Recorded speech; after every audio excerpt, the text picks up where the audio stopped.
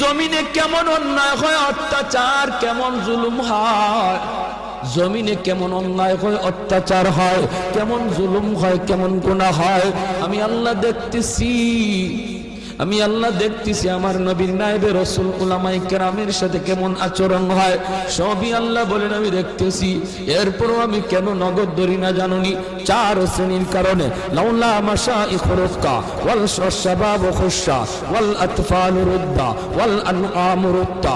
আল্লাহ বলেন এক নম্বর হলো ওই বৃদ্ধ মানুষগুলি, এখনো জমিনে এমন কিছু সাদা দাড়ি সাদা চুল আমার কিছু বৃদ্ধ বান্দা বান্দি আছে রে, কোমর বাঁকা হইতে পারে না, করতে পারে না, কষ্ট হয়, হাঁটুতে ব্যথা, কোমরে ব্যথা, এরপরেও আমি আল্লাহর কুদরতি কদমে সেজদা দেয়, কষ্ট হয়, এরপরেও আমার কদমে সেজদা দেয়।